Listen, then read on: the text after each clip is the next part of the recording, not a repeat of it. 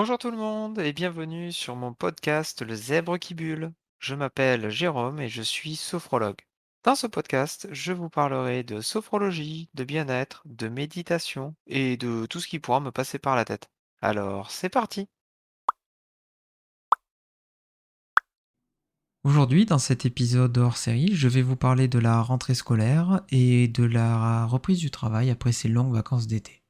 Pour certains, c'est une période qui peut être très angoissante, notamment chez les adolescents lors d'un changement de collège ou de lycée, ou même chez les enfants lors d'un changement d'école ou de classe, tout simplement. Alors voici quelques petits conseils pour vous aider à vivre cette période de transition en toute sérénité. L'une des choses que vous pouvez faire, ça serait de rentrer de vacances quelques jours plus tôt de votre voyage. C'est-à-dire de rentrer, pas la veille pour, le lendemain, c'est-à-dire la veille de la reprise quoi, tout simplement. Ça vous permettra de reprendre le rythme, de reprendre vos marques chez vous en toute tranquillité. Et puis vous pouvez, pourquoi pas, vous organiser et faire une to-do list de choses à préparer pour la rentrée.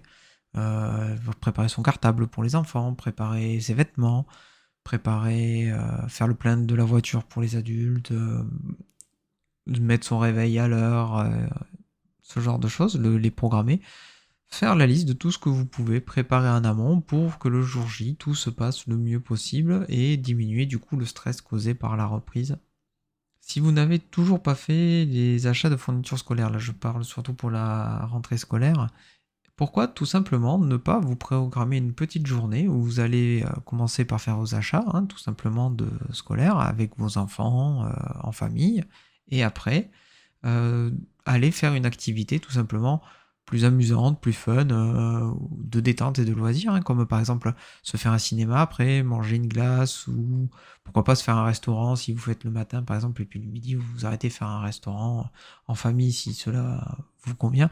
Bref, pourquoi pas tester la piscine non plus après, faire quelque chose qui est amusant quoi, qui rend en fait tout simplement la corvée d'acheter les stylos, etc., un peu moins barbante, si je peux me permettre le terme. Une autre chose qui peut être envisageable, c'est de reprendre le rythme de sommeil du travail, c'est-à-dire de décaler son réveil progressivement chaque jour, quelques jours avant, vers l'heure à laquelle on se lève. Pareil pour le coucher, et c'est aussi valable pour les enfants, de les mettre un peu à l'heure de l'école. Alors, certes, on n'est pas obligé de se caler pile poil à l'horaire, mais de s'en rapprocher à une demi-heure près, ça permet d'avoir un meilleur rythme en fait, et d'adapter son sommeil et d'être un peu moins fatigué le jour de la reprise. Tout à l'heure, je vous disais également de rentrer un peu plus tôt chez soi. Cela permet également de reprendre sa routine, de reprendre ses marques à la maison. C'est aussi réconfortant pour pouvoir récupérer ses habitudes, son confort. On a à réfléchir, on est chez soi, on sait où sont les choses. Donc pour certaines personnes, c'est ennuyeux d'avoir une routine, mais pour la plupart des personnes, notamment chez les personnes qui font de l'anxiété d'anticipation, la routine a quelque chose de rassurant. Ça va être réconfortant de pouvoir retrouver ses marques, son environnement qui est familier, que l'on connaît. Bref, cela permet de reprendre ses petites habitudes pour pouvoir se détendre un petit peu avant de recommencer les journées de travail ou d'école. Vous pouvez également parler de la rentrée. Souvent, les enfants sont anxieux à l'idée de reprendre l'école, de découvrir de nouvelles choses, une nouvelle classe, mais cela peut être aussi le cas pour les adultes. Donc n'hésitez pas à en parler entre vous, avec vos proches, avec vos enfants. Instaurer des moments où vous pouvez en discuter en toute tranquillité, où chacun pourrait s'exprimer sur les sentiments de stress, d'anxiété ou de joie, parce que pour certaines personnes c'est aussi une joie de pouvoir reprendre les cours. Eh bien, n'hésitez pas à en discuter calmement lors du repas par exemple, ou pendant le goûter, ou à n'importe quel moment qui vous convient dans la journée. Je vous disais également de préparer vos affaires à la rentrée. Ça peut être par exemple dans la famille, on prend une heure la veille ou 2 jours avant sur chacun prépare ses affaires pour la rentrée. Si c'est les enfants, leur sac, quels habits ils vont vouloir mettre.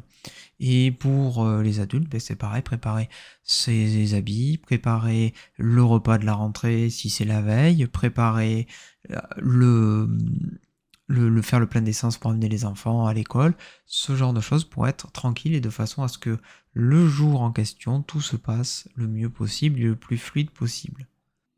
Et lorsque vous avez repris les cours ou le travail, eh bien, pourquoi ne pas parler de votre journée? Si tout le monde reprend en même temps, c'est pourquoi ne pas parler chacun, chacune, pendant le repas, ou au goûter, ou lorsque tout le monde vient de rentrer, de comment s'est passée la journée, comment chacun se sent. Est-ce qu'on se sent fatigué? Est-ce qu'on se sent encore stressé? Est-ce qu'on se sent excité? Est-ce qu'on se sent joyeux? Bref, parler de comment vous avez ressenti la journée et non pas que de ce que vous avez fait.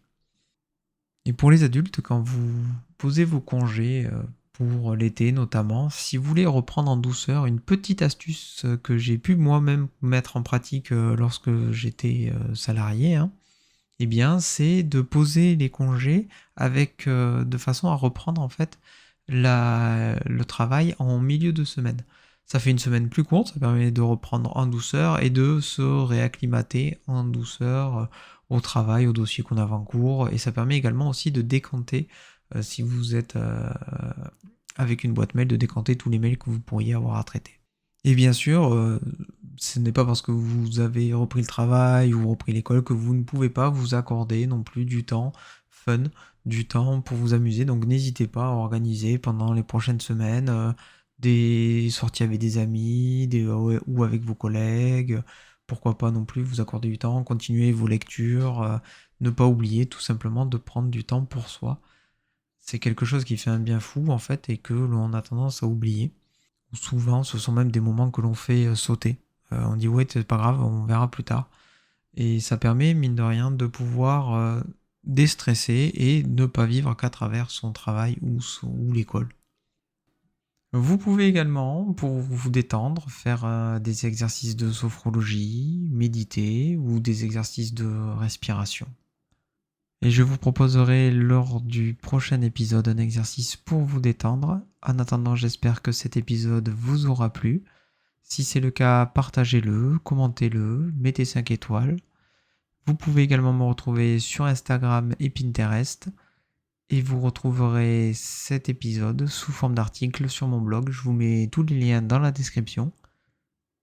Et surtout, prenez le temps de respirer.